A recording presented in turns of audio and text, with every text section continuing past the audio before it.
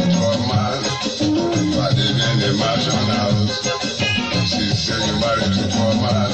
What do you say you married to rich man?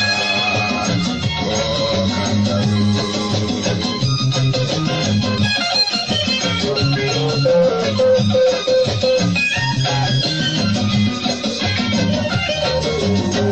Many people have no shoes. You say you like to marry to command. After you marry to command, you became problem for the command. After you marry to command, you became liability for the command. For wearing the red dresses. She say you marry to command. For eating the bed diet. She say you marry to command. What do you say you marry to rich man? Oh, kangaroo.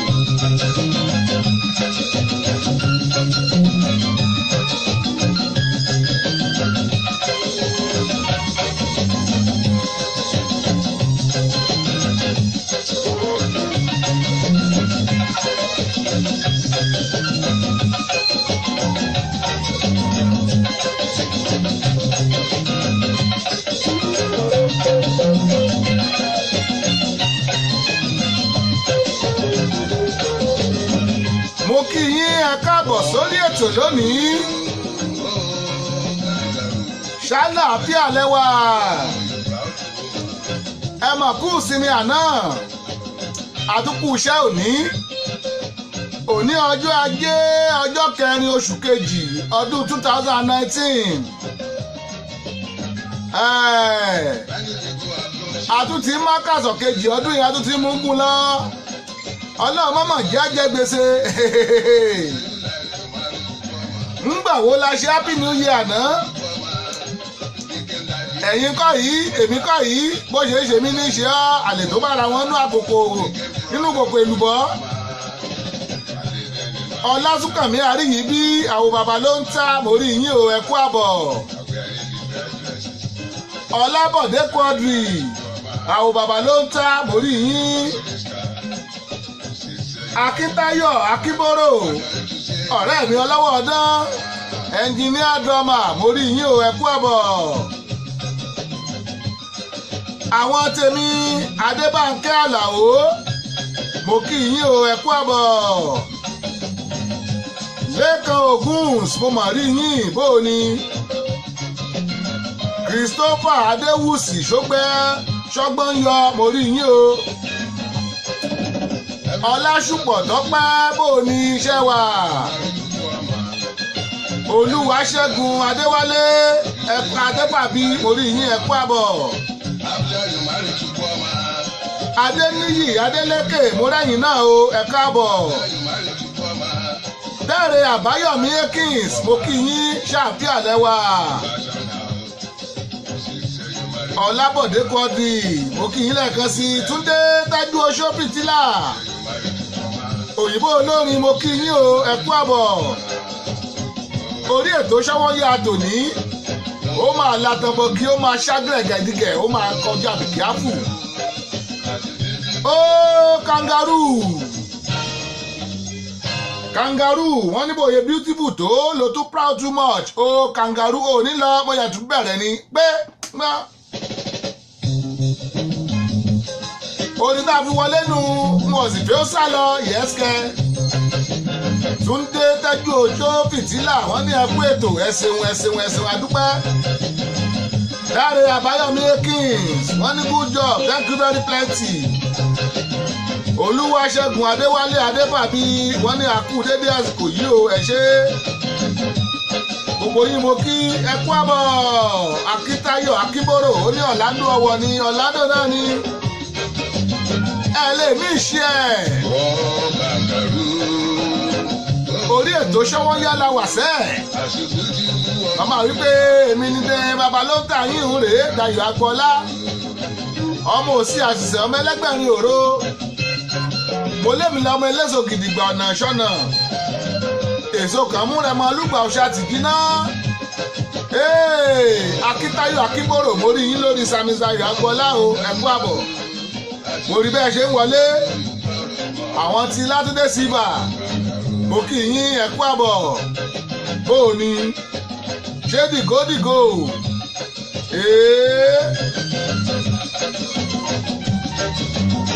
ẹ ṣeun wọn lè kú iṣẹ́ ọpọlọ ọlá rírà ni àtọ́lá olódùmarè ní kò pẹ́ kò jìnnà à ń pè yín bọ̀ nílé agodo wa kábọ̀rọ̀ wa yín lẹ́nu wò bó lẹ́yẹ ń ta tó ń dún bó lẹ́yẹ ń tẹ́ tó ń fọ̀hún ẹ wá bá wa sọ fáwọn olólùfẹ́ wa mo kí yín ẹ káàbọ̀ bàbá wa Akíntayọ̀ Akínbórò Fatima Sulu àwọn ojú mo rí yín o Fatima Sulu àwọn ojú mo lẹ́yìn náà ẹbí mi rántí ó kọ̀ ọ̀rẹ́ mi kan gbà àwọn ojú ìyàwó bó lè yóò yẹ jí láàárọ̀ tí ó mọ̀ jẹ́ àwọn ojú ìyàwó àwọn ojú kílẹ̀ yìí ń jẹ́ àti Fatima Sulu àwọn ojú ṣé àwọn ojú olúwa ni àbí àwọn ojú owó àbá àwọn ojú ọkọ àbá àwọn ojú ìyàwó mo ṣáà kí yín ẹ kú àbọ̀ ṣọwọ́ yàrá ẹ wò ó ẹ̀yin tó wá rí pé first time tẹ́ ń wo orí ètò wa rèé ẹ lọ download radio application wa o radio application wa ó wà lórí Google Play Store tẹ́ ẹ báyìí tẹ Dayọ̀ Agboola rédíò síbẹ̀ ó máa gbé jáde Dayọ̀ Agboola rédíò TV náà ni àgbàlẹ̀tù ọmọdé làwọ̀ ẹlẹ́yìn ń dín fúrẹ́kẹ̀ mo rí yín o ẹlẹ́yìn dín fúrẹ́kẹ̀ ẹ kú àbọ̀ sórí ètò Black Fem Adé gbogbo yín mo kí ẹ wo òun ní fojú pẹ́ nípẹ́ni rẹ gbogbo ilẹ̀ wà bẹ́ẹ̀ bẹ́ẹ̀ rìpọ́tà sí wa Elizabeth Johnson mo rẹ́yìn náà ẹ kú àbọ̀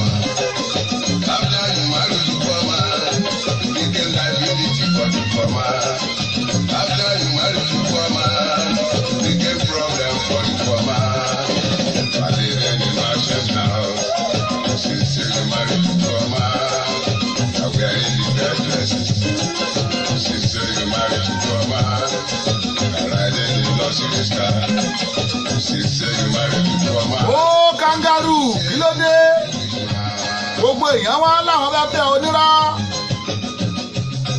oní ẹ̀ tí ò lówó ló fẹ́ kán lè mọ̀ pé fẹ́ tó jẹ́ ìfẹ́ tó lárinrin ìfẹ́ tó kíra nígbà tó wá fẹ́ kú ọmọ ńkọ́ ó wá bẹ̀rẹ̀ sí ní liability sí kú ọmọ lọ́rùn wàhálà wá dé Ayọ̀bámi Òkèdòkun bó o ní ẹ mọ̀ kú àbọ̀ sórí ètò only long time sir ẹ kú ìjọ mẹ́ta ìyá àdúrà ńkọ́ ẹ kú iṣẹ́ olúwa bó o ní ṣọwọ́ ń yá lẹ́tọ̀ ètò ní ṣọwọ́ ń yá mo ní tó bá yẹ pé ẹ ti download radio app wa ẹ lọ download ẹ ó wà lórí Google Play Store ẹ download ẹ Dayọ̀ Agboola rédíò TV ni ó wà ń bẹ̀ ẹ lọ check ẹ ń bẹ̀ bákan náà ẹ pàdé wa lórí YouTube ẹ̀yin ẹ tẹ Dayọ̀ Agboola síbẹ̀ ẹ máa bá a pàdé lórí YouTube live and direct lórí Facebook tẹ́ tí mo wà náà ń kọ́ pages mẹ́rin lẹ́tí lè bá a pàdé Samis Dayọ̀ Agboola òun lélẹ́yìí tẹ̀ ń wò yìí bàbá ló ń ta òrè lápá ọ̀dọ̀ mi yìí Dayọ̀ Agboola Diamond òun lélẹ́yìí o àti Dayọ̀ Agboola rédíò TV òun lélẹ́yìí so gbogbo àwọn pages tẹ́lẹ̀ lè join wa nìyẹn ẹ join wa Edward Senuoke dádì tíá Professor Edward Senuoke àwọn bàbá nìyẹn àwọn bàbá tó fi ń gbàdúrà fún bàbá nù àwọn dádì wa nù mo kí yín ẹ kú àbọ̀ Prince Adéyẹmí mo rẹ́yìn náà o ẹ kú àbọ̀ ṣàlàáfíà lẹ́wà ẹ kú ìsinmi àná ẹyin ẹ.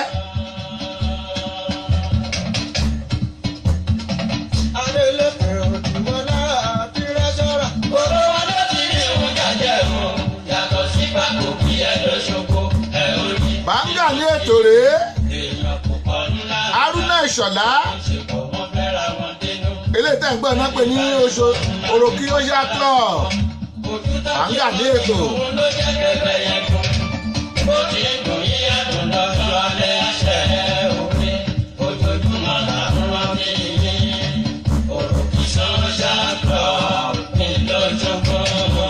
Bọ́n ṣe rántí Òròkì Social Club èmi náà rántí àwọn ẹni bí ẹni àwọn èèyàn bí èèyàn tẹ́ ẹ ti ń jọyìn wa lórí ètò yìí látọdún kan ó pé ọdún kan lónìí tètò Ṣówónyá tó bọ́ sórí afẹ́fẹ́ February 4th ọjọ́ 4 ẹ̀yìn ó pọ́dún kan akínyìn ògbà ẹni tẹ́ ẹ ti ń jọyìn wa ẹ̀ ní bàjẹ́ ẹ̀ ní tẹ́ ẹ̀ ní wọlé àlùjọ lámàlù Súlè dá olùwẹ̀rẹ̀ ayọ̀ àsìkò sáǹsẹ̀ fìdíre mẹ́rin. Òròkì Social Club ńlọ́sọ̀gbọ́.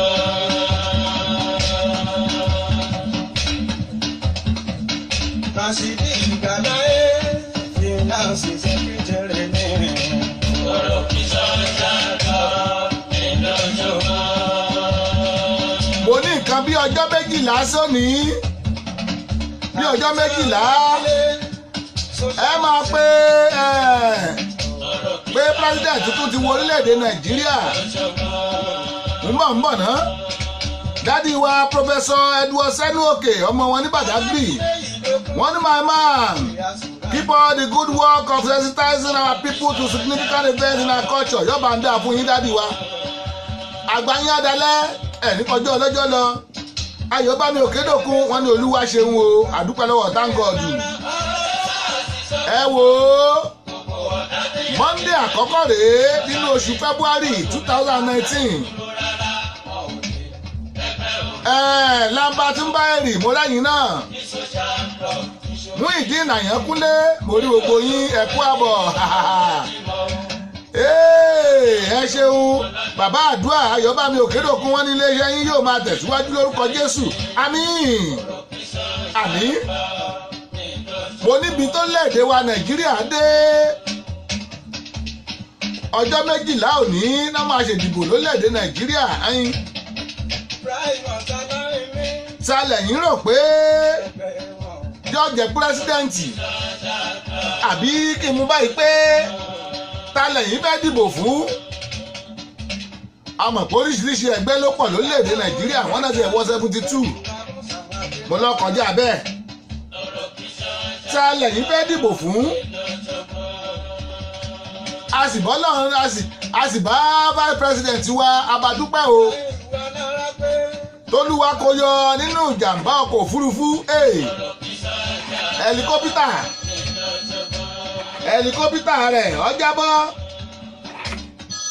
ẹlikọ́pítà rẹ̀ ó jábọ́ bàbá wa tẹ́ ń pè wá lọ́wọ́ a máa pè yín a wà lórí ètò tá a bá yọ tán lórí ètò a pè yín ẹ ṣeun mo lá dúpẹ́ fún ohun tó ń ṣẹlẹ̀ lórílẹ̀‐èdè Nàìjíríà o àdúpẹ́ àtọ́pẹ́dá wọ́n lẹ́ẹ̀kejì tí alukópítà igbákejì ààrẹ tí ó jábọ́ mọ̀ nù láàárín oṣù mẹ́fà wọ́n lẹ́ẹ̀kejì tí alukópítà ó jábọ́ nù èyá ó dàbí ẹ pé wọ́n ń pè wá lórí ètò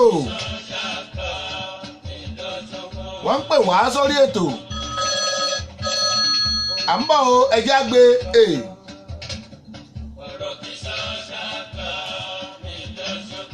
ẹ káàsán o orí ètò Ṣówónyá lẹ wọlé sí o ẹ dákun ta ló bá wa sọ̀rọ̀. Kọ́lá Abímbọ́lá ní sọ̀rọ̀. Bàbá wa dókítà ẹ kú àbọ̀ sórí ètò Ṣọ́wọ́nyá ló ń lọ lọ́wọ́lọ́wọ́ báyìí. Ẹ ṣeun mo rí pé ẹ pè sórí aago wa lẹ́ẹ̀kan. Thank God pé ẹ rí aago orí ètò lẹ pè sí báyìí. Ẹ pẹ̀lẹ́ sà. Ohun tá a ní ẹ sẹ́ǹdì ẹ bá wa sẹ́ǹdì ẹ o. A fi ránṣẹ́ lónìí àwọn àwòrán yẹn kọ́ wà ní Mo ní èmi ti ẹ̀ ń wò pé tẹ́ ẹ bá fi ránṣẹ́ lónìí bóyá gbogbo ẹ̀ bóyá kákú yọjú ọ̀dọ̀ yín tó bá dijọ́ Thursday torí ètò tá à ń ṣe yìí àwọn táàmù tá a fi lè ráàyè kó wá ẹ̀jẹ̀ á ṣe bá wọn. Ẹ ṣeun ẹ bá kí àwọn èèyàn wa lórí ètò kẹ́ ẹ bá kí wọn lédè ìbílẹ̀ Ṣọ́wọ́nyá lètò tó ń lọ lọ́wọ́ wọn ń gbọ́ káàkiri àgbáyé. Ẹ bá kí àwọn èèyàn wa o. Ẹ kú ojúmọ́ o, ojúmọ́ rẹ ní ọ̀jẹ́ o. Àṣẹ o. Ire owó, ire ọmọ. Àṣẹ o. Ìtọ́ka ní ìwà. Àṣẹ. Wọ́n ní ọdọọdún láàárọ̀ ọmọ òbí láṣẹ. Èkó tá a rí wọn ò kú bọ̀rọ̀bọ̀rọ̀. Wọ́n bá di ìwòye àmọ́dún. Bàbá wa o. Gbogbo wa á wàá fi aláìsíṣẹ́ tẹ̀ra o. Àṣẹ o.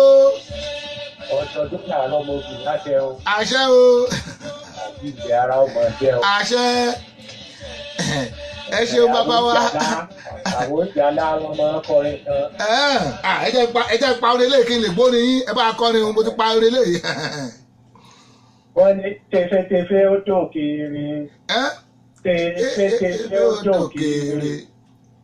Àníri ìdílé bẹ̀ ó dòkèèrè. Tẹfẹ́tẹfẹ́ ó dòkèèrè. Bẹ́ẹ̀ni, àníri bí o. Àṣẹ o bàbá. Ọ̀dà o. Ẹ ṣeun bàbá wa. A tún kàn sí yín lẹ́yìn ètò ẹ ṣe. Ọ̀dà. Ayé yẹn wá ẹ rí i pé àrẹ́jà ńlá gbé lónìí bí wọ́n ti ẹ̀ wá sórí ètò ẹ bá jọ yà yín lẹ́nu ọmọ wa ọmọ bàbá wa ẹ bá ń gbọ́ bàbá wa Wándé Abímbọ́lá àwíṣẹ́ àgbáyé ọmọ wọn náà bá wa sọ̀rọ̀ ń o Dr. Kọ́lá Abímbọ́lá wọ́n tiẹ̀ tún wúre fún wa ìwé eré àkọ́kọ́ lórí ètò lónìí lọ́dún kan olúwa ṣeun bákan náà ẹni pé bàbá wa Pọfẹ́sọ̀ Edward Senuoke àwọn náà ti kọ́kọ́ wúre fún wa bẹ́ẹ̀ láti rí òjíṣẹ́ Ọlọ́run Ayọ̀bámi Òkèdòkun àwọn náà ti gbàdúrà fún wa ẹ wo ó kọjá bẹ́ẹ̀ mo ti ní ẹ̀yin èèyàn wa bá ti ń wọlé ẹ̀yin tó bá bá kí àwọn èèyàn wa ẹ máa bá wa kí wọn ẹ̀yin orí ètò náà la wà o Ṣọ́wọ́nyá lètò tó ń dẹtẹ́gùn láàmú Ṣọ́wọ́nyá lètò tó ń lọ lọ́wọ́lọ́wọ́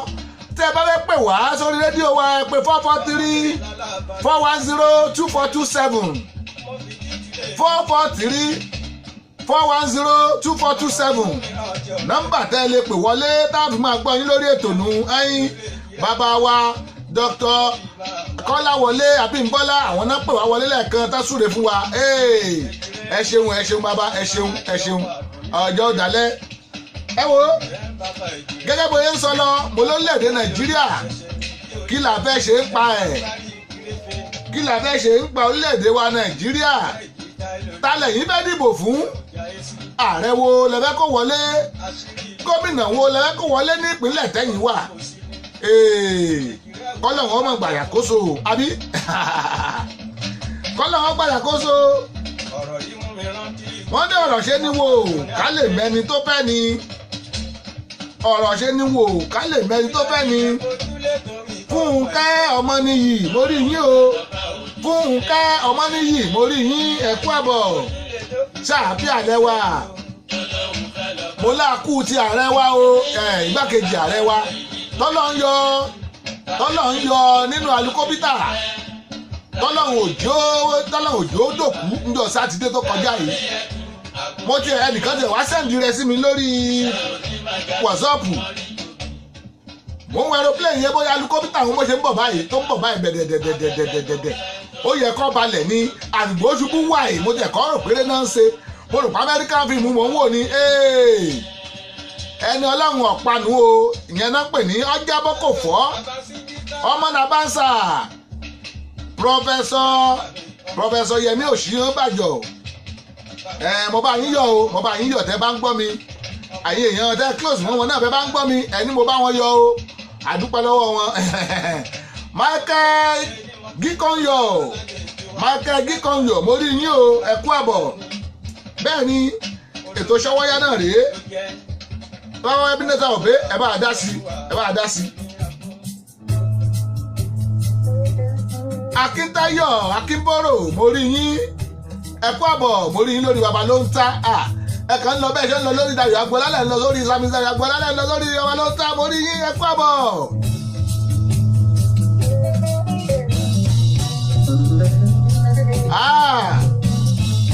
Bàbá kọ̀mándà rèé ẹ máa gbọ́ gìtá àwọn kọjá be careful. Philip Johnson mo rí yín ẹ kú àbọ̀.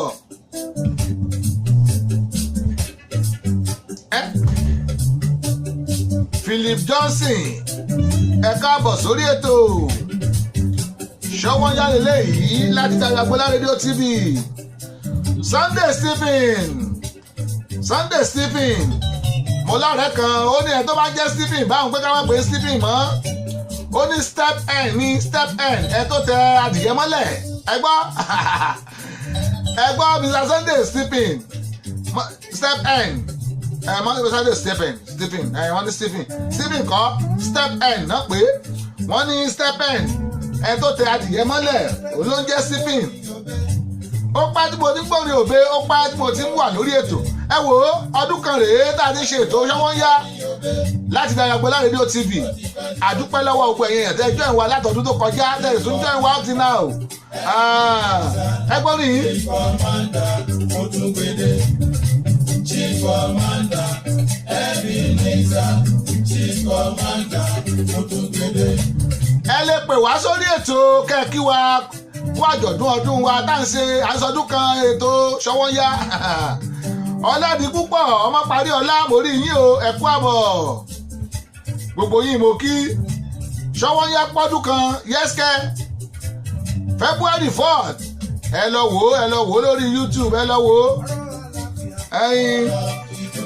ọ̀rọ̀ àlàáfíà ọ̀rọ̀ dùnú orin tó nítumọ̀ gbogbo ẹ̀ là ń mú wá lórí ètò ọ̀rọ̀ àlàáfíà ọ̀rọ̀ dùnú orin tó nítumọ̀ kò mọ̀ tó gbélé.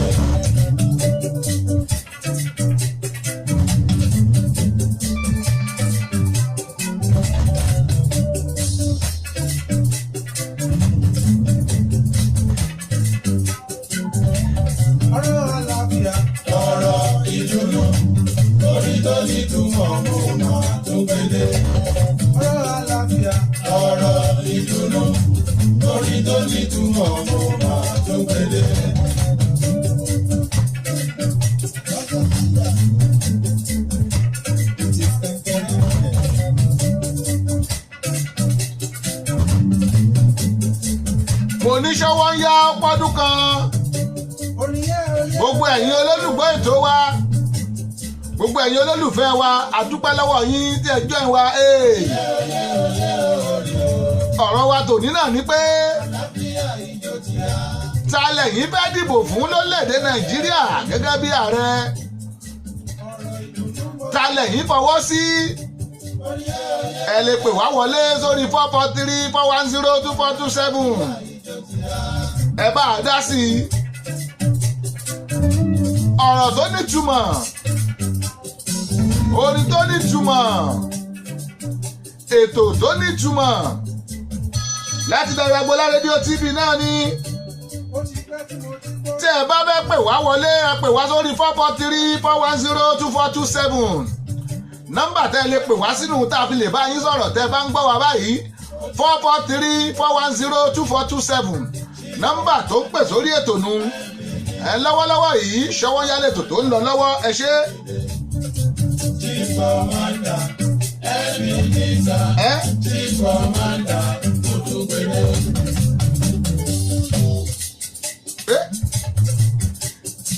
Ìlú bàbá ìlú Chief Commander Ebenezer Obey.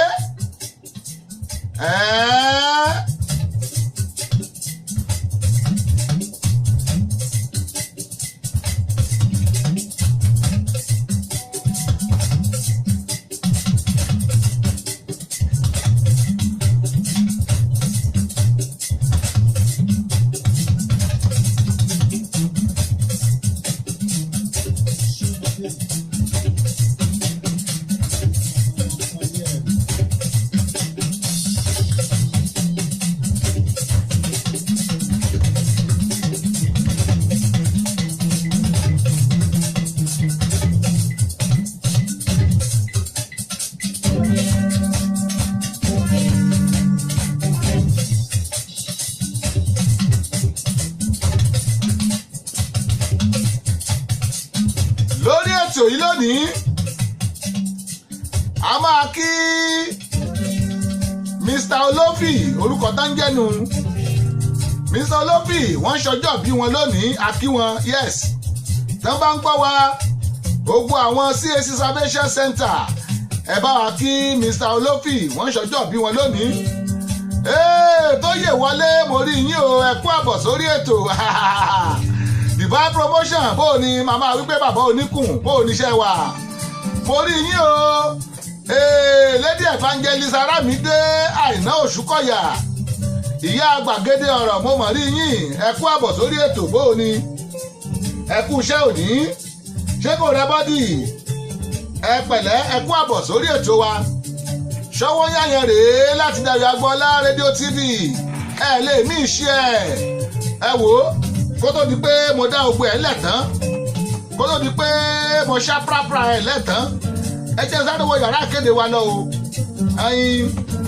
ẹ jẹ́ wo yàrá kéde wa lọ ká lè ṣe bá a ṣe máa ń ṣe kó lè rí bó ṣe máa ń rí àbí nígbà tá a rí nǹkan mí ìnámówó ńjọ́ sí tá a lọ wọ́n máàtì àwa wá kóde rí ọtí lọ́bẹ̀ àṣẹbí wọn gbà á wọ́n dá a padà ní wọ́n láwọn ọ̀fẹ́ ńgbọ̀ tún á yá àtúwá akódáìsì lọ́bẹ̀ pé tá a bá ti ń tábà wọ́n fún wa wọ́n nírọ́ wọ́n lówó náà ni ibi tá a ti rí kọ́bọ̀kọ́bọ̀ rẹ̀ náà rí ẹjẹ́ sáré ṣe ìkéde rẹ̀ ní kónkóló gbóríwọlé ọ̀nà arákùnrin dà bọ́tà ọ̀gá ètò Sọ́wọ́nyá tó ti dóde ẹ̀ má tẹ ọkọ̀ owó àpátápá àrà àgbàlagbà ètò tí gbogbo ayé fẹ́ gbọ́. Sọ́wọ́nyá ètò Sọ́wọ́nyá ti dóde o Sọ́wọ́nyá ti dóde o ẹ wá ń kan fìdílé tàbí kẹ̀kẹ́ fìdílé kọ̀ǹkọ̀ǹkọ̀ǹkọ̀ǹ. Sọ́wọ́nyá ti dé torí tòní àtúndùn ó dàgbọ́n tó á tán sí i. Sọ́wọ́nyá ti dé. Bẹ́ẹ̀ni o ẹkú lélà kára lé ẹrìn wá ní tìrọ̀nà ètò àgbọ́dúnú tó mọ́wọ́ iṣẹ́ yàtẹ̀ tí ń retí. Sọ́wọ́nyá ló ń bàbá fẹ́ sọ̀rẹ́ níkànnì yìí Dayọ̀ Agboola rédíò TV láti ọjọ́ ajé Monday títí di ọjọ́ ẹtì Friday agogo kan ọ̀sán ni nílùú Amẹ́ríkà méjì alẹ́ ni ní Nàìjíríà agogo mẹ́fà ìrọ̀lẹ́ ni nílùú United Kingdom bẹ́ẹ̀ bá mísì tó Sọ́wọ́nyá lọ́jọ́ kan bí ẹni fi ìgùn ọ̀sán ògiri gbígbẹ ni Sọ́wọ́nyá pẹ̀lú Samis Dayọ̀ Agboola ní Dayọ̀ Agboola rédíò TV ẹ ò gbọ́dọ̀ míss ẹ̀. Ẹ wá ń kan fìdílé tàbí gẹ́gẹ́ fìdílé kọ̀ọ̀kọ̀ọ̀kọ̀. Sọ́wọ́nyá ti dé torí tòní àtúndùn ó dàgbọ́n tó á tán sí i. Sọ́wọ́nyá ti dé. Dayọ̀ Agboola ní bàbá o ní bàbá o ní bàbá o rédíò TV gbogbo ayé gbogbo ayé gbogbo ayé. Dayọ̀ Agboola ní bàbá o ní bàbá o rédíò TV gbogbo ayé gbogbo ayé gbogbo ayé. Wọ́n ń gbọ́ lẹ́bí ìyàwó bẹ́ẹ̀ ni mo sọ kò sírú ẹni lẹ́yìn o. Dayọ̀ Agboola àjọta rédíò TV kò sẹ́gbẹ́ ẹni lẹ́yìn o. Dayọ̀ Agboola rédíò TV níbo tí mo mìíràn láńdà Dayọ̀ Agboola rédíò TV Dayọ̀ Agboola gbogbo ayé ló ń bọ̀. For sound and quality production, Babalonta Studio is the best. For sound and quality production, Babalonta Studio is the best. Babalonta Production, the ultimate in audio visual. Babalonta Production, the ultimate in audio visual. Yes, so you can't argue with the proof. Studios are many, but the best one is few. Babalonta Digital Studio for your recording, demo CD, mastering, marketing and promotion, and also live band performance, seasoned DJ, videographer, photographer, master of ceremony, music consultant. Reach Samis Dayọ̀ Agboola on agbooladedayo68@gmail.com or visit our website www.dayoagboola.com. Telephone +1443 760-8578. Production, the ultimate in audio visual. Babalonta Production, the ultimate in audio visual. Dayọ̀ Agboola Radio TV. You can can join us on Facebook at these pages: Babalonta, Dayo Agbola Radio TV, Samis Dayo Agbola, Dayo Agbola Media Diamond, and also you can download our radio app on Google Play Store. Subscribe, watch, and like our TV channel on YouTube. Just type Dayo Agbola and you are ready to roll. Babalonta Digital Studio, Baltimore, Maryland, America. Telephone +1443 760 8578. Dayo Agbola Radio TV, the ultimate in audio visual.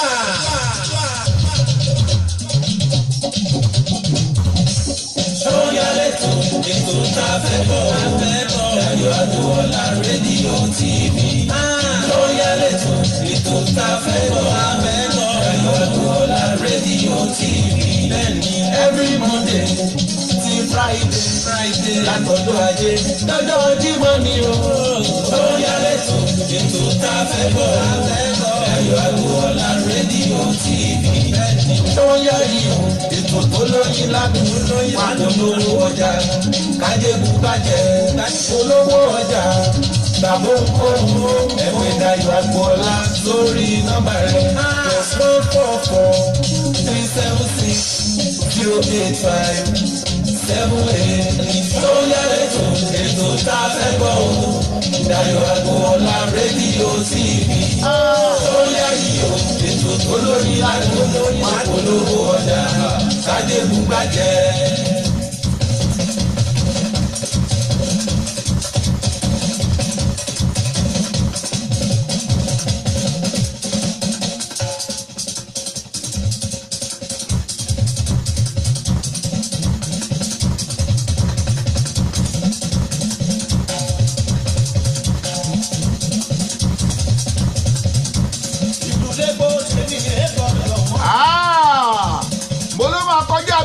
Lónìí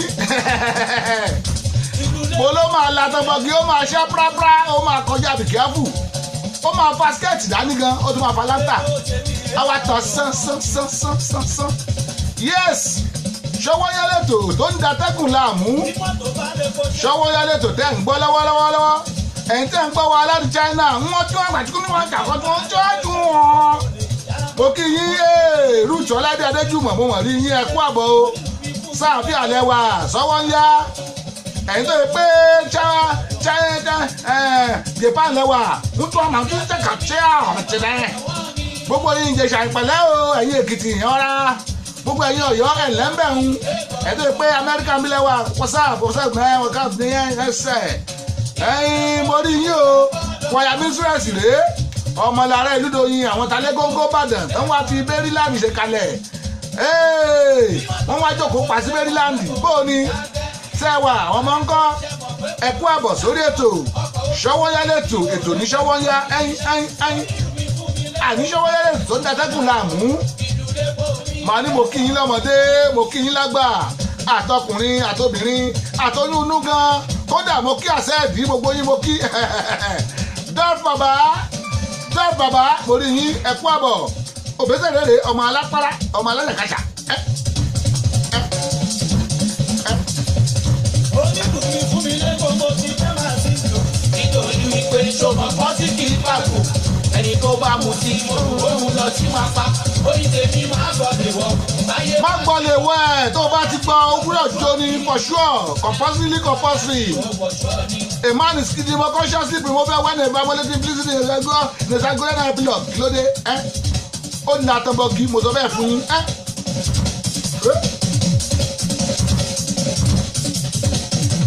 kó tó nípa àjọ gbàgbé mo ní talẹ̀ yìí ń dìbò fún ní ọdún 16 ẹ̀yin tẹ́ wà l'Amẹ́ríkà ẹ lè dìbò online abẹ́ẹ̀ mọ́ ni wọn ti já yín sí ẹ lè dìbò online ẹ pè mí lẹ́yìn ètò ẹ̀yin tẹ́ wà ní UK ẹ lè dìbò online ẹ̀yin tẹ́ wà ní Canada ńkọ́ ẹ lè dìbò online ẹ̀yin ẹ̀ náà pè ní diaspora ẹ lọ sí Nàìjíríà àti ìsanwó wọn àsanwó kéde ẹ má jẹ ẹ sọ ṣùgbọ́n ẹ lè dìbò ẹ decide pé talẹ́ fẹ́ dìbò fún talẹ́ kó wọlé talẹ́ kó tu ọkọ̀ Nàìjíríà fọ́dún mẹ́rin tó tún bọ̀ yìí ẹ̀yin Nàìjíríà jẹ́ tún Nàìjíríà ṣe àfọwọ́bọ náà kàn ìmọ̀ rájú dúró ẹ̀yin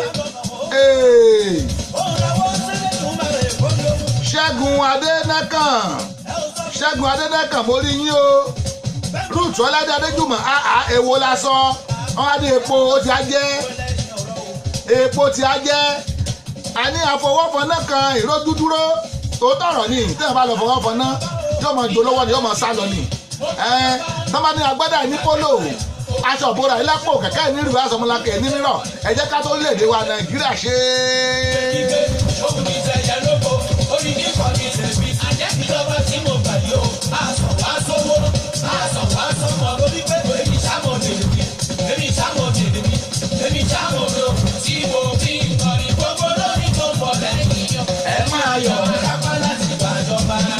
àwọn òmí kan wọlé láti orílẹ̀-èdè nàìjíríà ọláwùmí tẹ́wọ́ gbadé bò ní ẹ mọ̀ kú àbọ̀ sórílẹ̀-èdè ẹ kú àbọ̀ sórí ètò ṣọwọ́yá rèé ṣọwọ́yá ló dàtẹ́gùn láàmú láti dára Agbọ́lá rédíò TV ẹ wo Baltimore là ń rìn kalẹ̀ sí o nípínlẹ̀ kan tó ń pè ní Maryland lórílẹ̀-èdè Amẹ́ríkà ẹ̀yin Babalonta Digital Studio láti ń bí mi láti the world ẹ wá bá wa dòwò pọ̀ ibikíbi tá a bá wà káàkiri àgbálá ayé ẹ lè bá wa dòwò pọ̀ a lè ṣe advertisement ètò yín ẹ̀yin kò sówó táwa yìí gbà báyé gba dọ́là là ń gba yẹ́nì là ń gba pound à ń gba náírà gan-an dánwò ẹ wá bá wa dòwò pọ̀ yẹ́sìkẹ́ ọmọ rápárá ó dà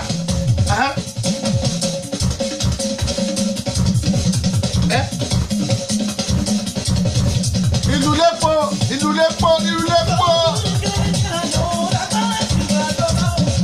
ẹ̀rí ayọ̀ rápá láti gbàjọba. Okay now.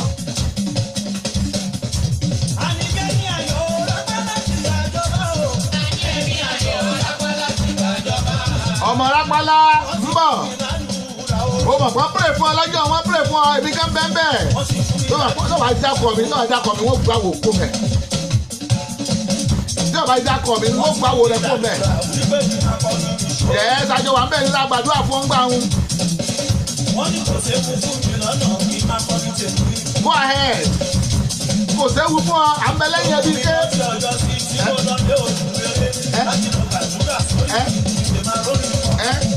tó o bá jákọ̀ mi wọ́n gbọ́ kúrò lórí ètò straight away.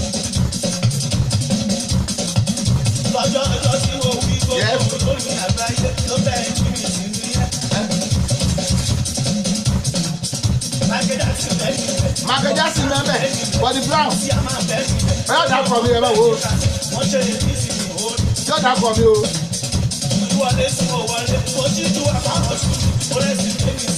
Yes.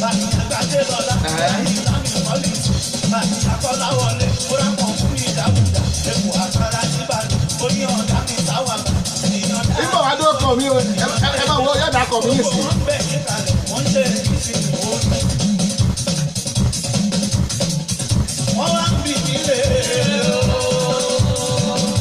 Ọmọdé akọ mi. Wọ́n gbọ́ béèrè mọ́, wọ́n gbọ́ béèrè mọ́. Irọ́ lọ pa.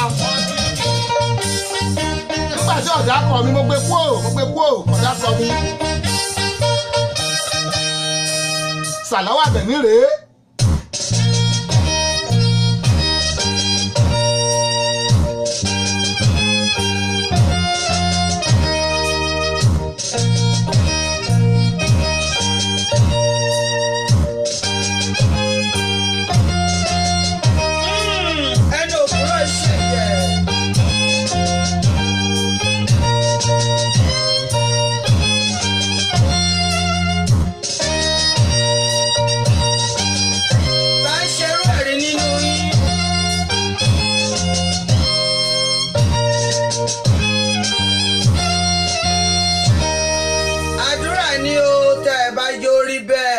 Ẹgbọ́n ṣe Nàìjíríà ò dáa. Kì í ṣe pé ò dáa. Nàìjíríà dáa, ó dùn gbà. Kì í ṣe pé ò dáa. Nàìjíríà dáa. Kì í ṣe pé ò dáa. Òrùn ràn bó ṣe yẹ kó ràn. Kì í ṣe pé ò dáa. Ayọ̀ mú bó ṣe yẹ kó mú. Kì í ṣe pé ò dáa. Òjò ń rọ̀ níwọ̀n ó. Kì í ṣe pé ò dáa.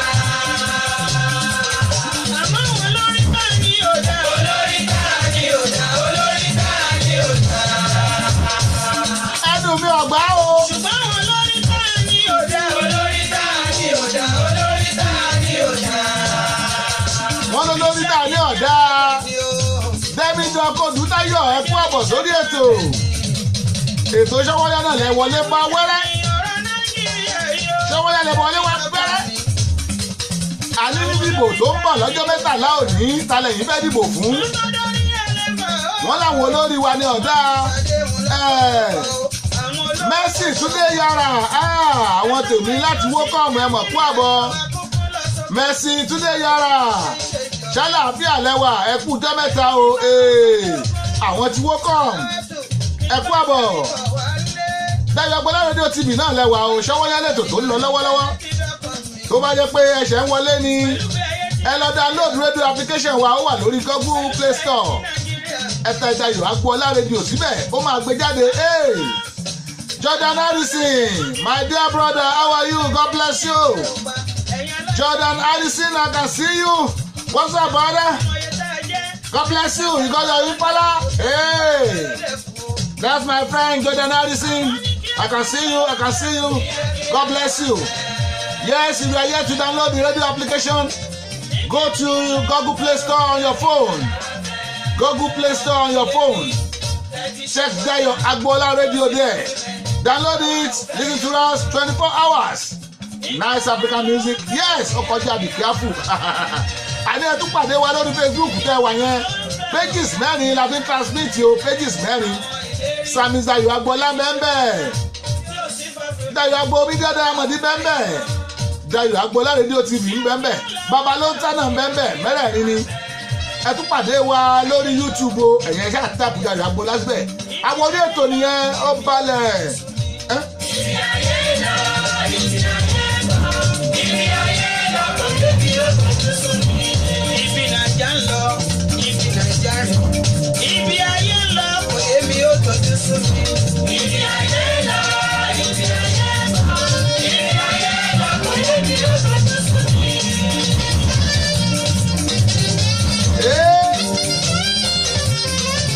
Ibi Nàìjà ń lọ, ó tojú sẹ́mi gan. Believe me, believe you. Ibi Nàìjà lọ ó tojú sú mi.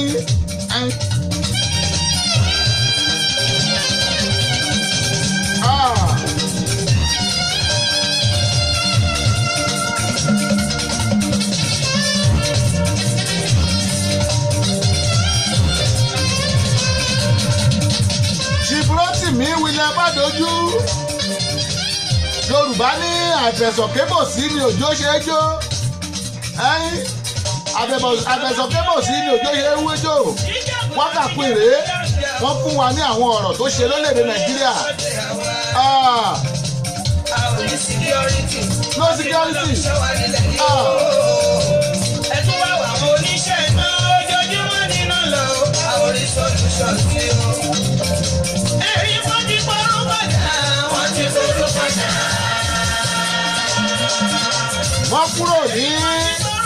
Wọ́n ná kúrò ní NEPA expect power always NEPA wọ́n sọ di PHCN power holding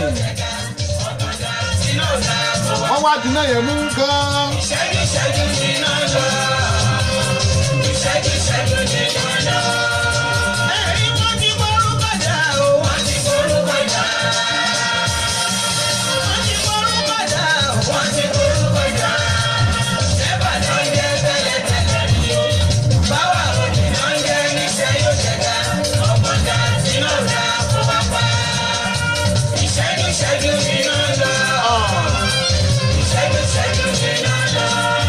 Ìyá ìrí àwo iṣẹ́ ìyá òkìkí mọ́dà òkìkí fúnra rẹ̀ Àbẹ̀ní wákà queen ẹgbẹ́ àrímẹ́sì yẹn nínú wákà òre ó kọjá bìkí ápù ẹgbà. Títọ́ kòrò ẹ̀jẹ̀ àwí bóyá wọ́n lè gbọ́.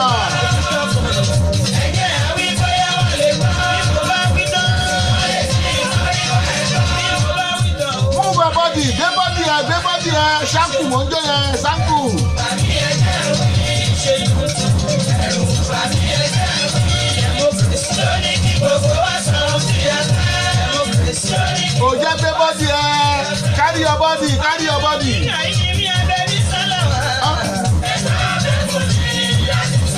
Ọmọ Nàìjà lèmi gan. Nàìjà tọkàntọkàn.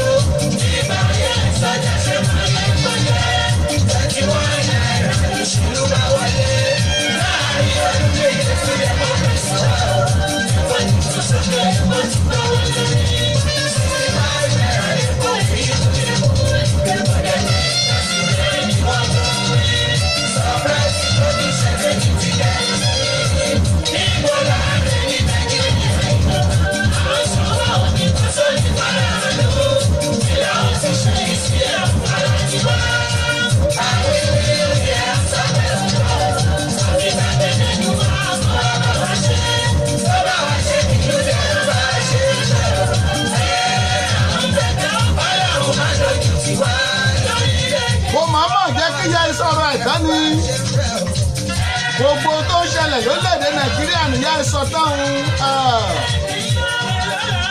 àbí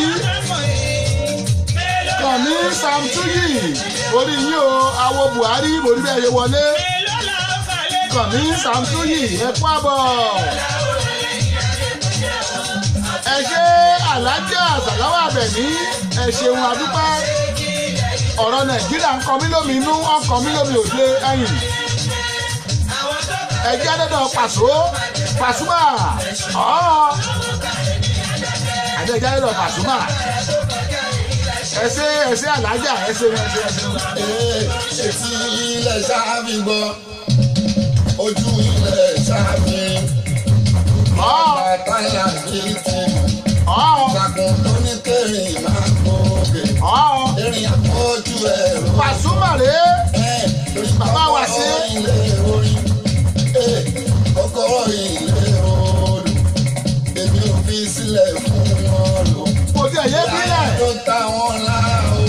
Má bílẹ̀ òde. Ẹgbẹ́ ló mú wọn ṣọ̀tẹ̀. Ilé tí ò ní lẹ́kùn. Òun lè wúrẹ́ wọlé lọ. Tuarai. Bàbá ní bàdà fọ́mọ. Bàbá ní bàdà fọ́mọ. Bàbá ní bàdà fọ́mọ. Àrídùnnú làlà bí wà sí wo. Àrídùnnú làlà bí wà sí wo. Àwọn tèmi egungun ìlú ra wọn lọ. Àti oní fújì ra wọn lọ. Àwọn àgbà tó mọ̀ ní ìbáàdùn. Wọ́n rí kálá bí lọ ìdè. Pàápàá sí alábìrin làbàdà. Ọkùnrin tó ọgbọ́dún tó ìbára sí látún ní pẹ̀lú. Láti bọ́lá pàápàá sí alábìrin làbàdà. Mo lè máa gbádùn ara yín, a máa gbádùn ara wa bẹ́ẹ̀ bó ṣe ń gbádùn sìgá lórí ètò yìí.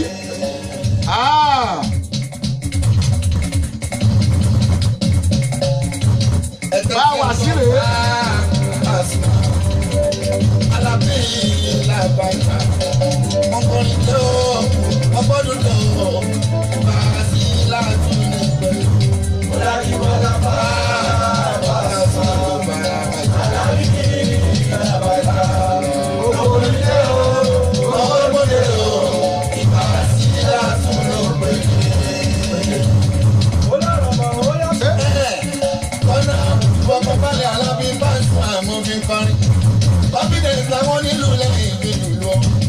Ọmọ́tọ́lá Ọmọlọ́lá olówó ṣàgbà mo kí yín o ẹ kú àbọ̀ sórí ètò wọ́n ní happy new week ẹ kú iṣẹ́ sà ẹ ṣeun adúpẹ́ lọ́wọ́ bàbá God adúpẹ́ lọ́wọ́ thank God ṣọwọ́ ń yálẹ̀ tó tó ń lọ lọ́wọ́ yìí ó kọjá bìkíápù ó ṣá bòròbòrò. Ìyá tó bí màmá mi tí bọ́lá bàtà ó ti rè bàbá mi jẹ. Ìyá tó bí pàṣẹ ó ti rè Àlàbí. Àwọn ọmọ mi ti dàgbà kémi gan jẹjẹ ní wọn. Ìdodo ọ̀rọ̀. Àwọn àlùjọ tó ń pàlùjọ ránṣẹ́ rèé. Àlàbí mọ̀lẹ́ rẹ̀ ogúnlẹ̀ l'Amẹ́ríkà. Mo ló ọjọ́ mẹ́tàlá òní. Àwọn èèyàn wa lórílẹ̀‐èdè Nàìjíríà àti káàkiri àgbáláyé wọ́n dìbò ààrẹ sálà ààrẹ tẹ́yìn fẹ́ kán dìbò fún sálà ààrẹ tẹ́rù kó ń ṣe dáadáa sálà ààrẹ tẹ́ fẹ́ kán pè wọlé tí ó tukọ̀ léde wa fọ́dún mẹ́rin ẹ má ta ìbò yín o. Don't sell your Igbo.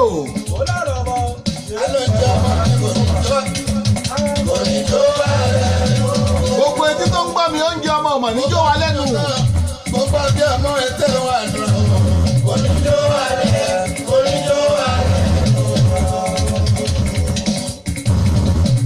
Bọ́jẹ́jẹ́ káàsì mọ́ lọ́jẹ́ máa United ọ́. Lọ́jẹ́ Barcelona mọ́.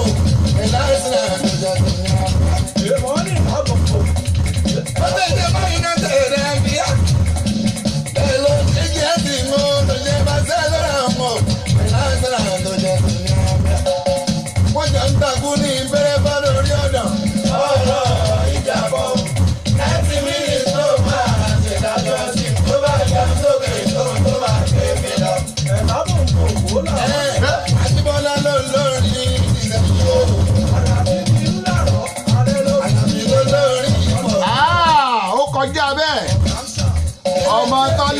ọmọlọ́lá olówó ṣàgbà ijó yẹn lè kí ni ó ṣàporíporí ìwé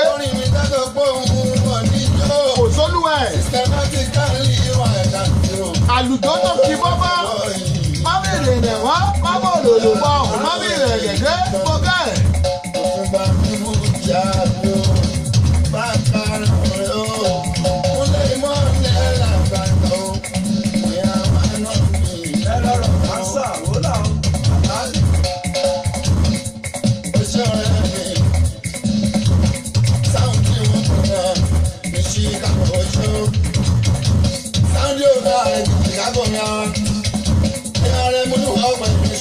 Stella Omere Koka, I can see you, my sister. God bless you. Stella Omere Koka. How is the king? I call him the king. How are you doing? God bless you. I can see you. God bless you.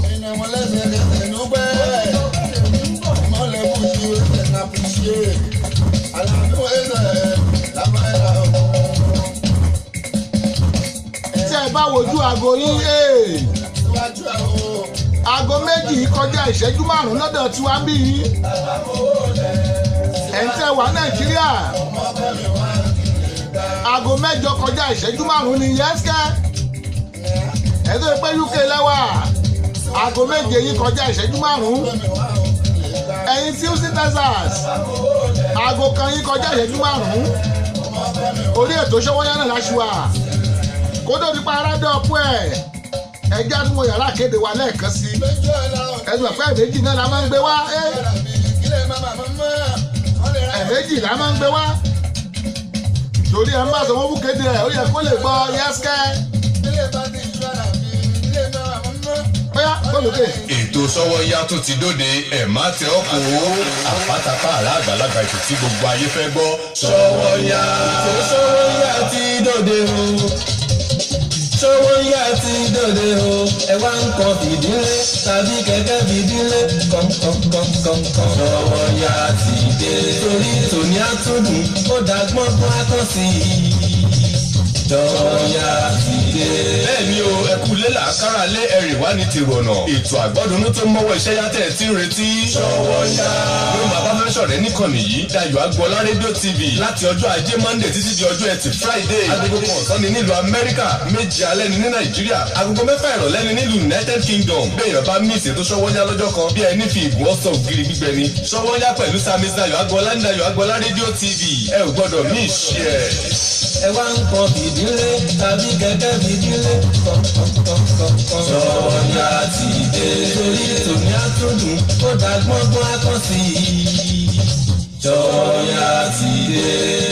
Dayọ̀ Agboola ní bàbá ó ní bàbá ó ní bàbá ó rédíò TV gbogbo ayé gbogbo ayé gbogbo ayé. Dayọ̀ Agboola ní bàbá ó ní bàbá ó ní bàbá ó rédíò TV gbogbo ayé gbogbo ayé gbogbo ayé. mo ń gbọ́ lẹ́bí ìyàwó bẹ́ẹ̀ ni mo sọ kò sírú ẹni lẹ́yìn o. Dayọ̀ Agboola àjọta rédíò TV kò sẹ́gbẹ́ ẹni lẹ́yìn o. Dayọ̀ Agboola rédíò TV nígbà tí mo mìíràn lánàá. Dayọ̀ Agboola rédíò TV Dayọ̀ Agboola gbogbo ayé ló ń gbọ́.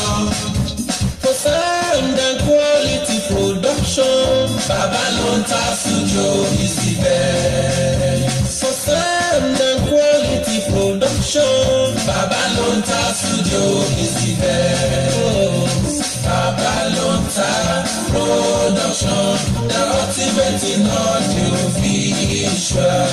Babalonta Production, the ultimate in audio visual. Yes, so you can't argue with the proof. Studios are many, but the best one is few. Babalonta Digital Studio for your recording, demo CD, mastering, marketing and promotion, and also live band performance, seasoned DJ, videographer, photographer, master of ceremony, music consultant. Reach Samis Dayọ̀ Agboola on agbooladedayo68@gmail.com or visit our website www.dayoagboola.com. Telephone +1443 760 8578.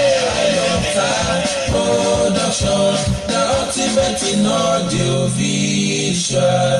Babalonta Production, the ultimate in audio visual. Dayo Agbola Radio TV. You can join us on Facebook at these pages: Babalonta, Dayo Agbola Radio TV, Samis Dayo Agbola Media Diamond, and also you can download our radio app on Google Play Store. Subscribe, watch, and like our TV channel on YouTube. Just type Dayo Agbola and you are ready to roll. Babalonta Digital Studio, Baltimore, Maryland, America. Telephone +1443 760 8578. Dayo Agbola Radio TV, the ultimate in audio visual.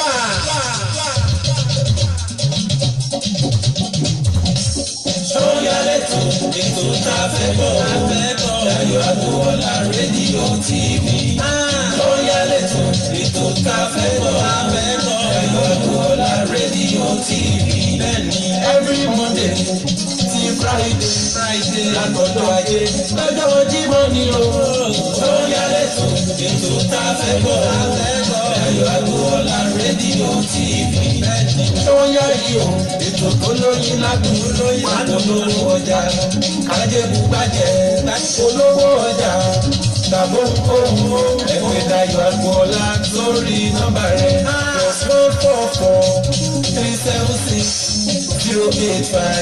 +14437608578. Sọ́yàlẹ́tò ètò tá a fẹ́ bọ̀ Dayo Agbola rédíò TV. Sọ́yà yìí o ètò tó lóyin lágbóró olówó ọjà kájẹ́bù gbàjẹ́.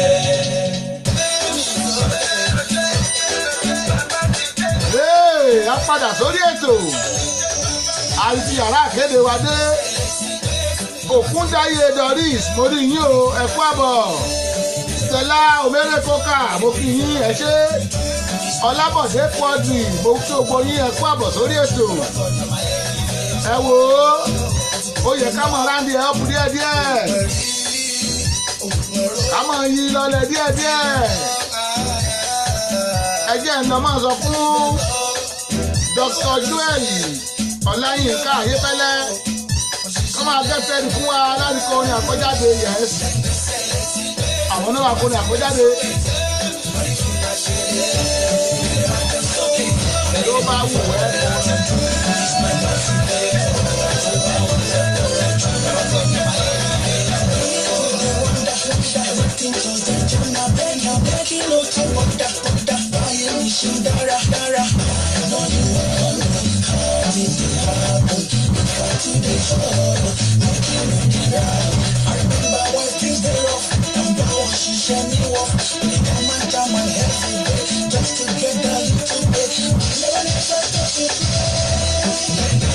Jẹ́ ń gbé sí alẹ́ tí bàbá ti gbé mi sókè nínú ìgbà ìṣeré ìgbà sókè lókè.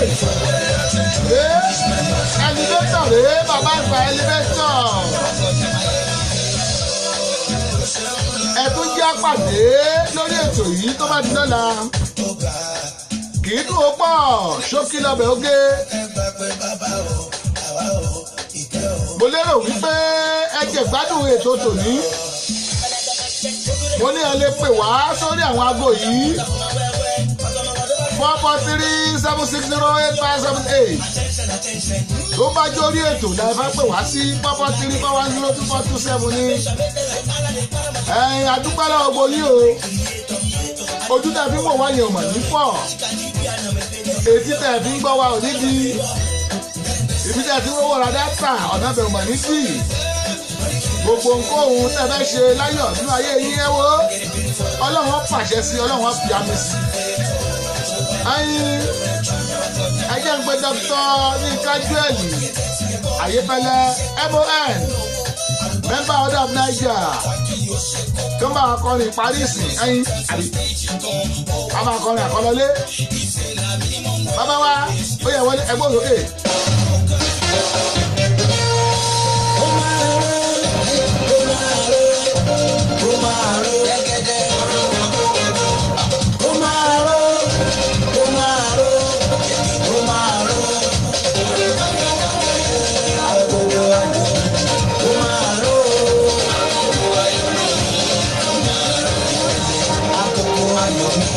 ó máa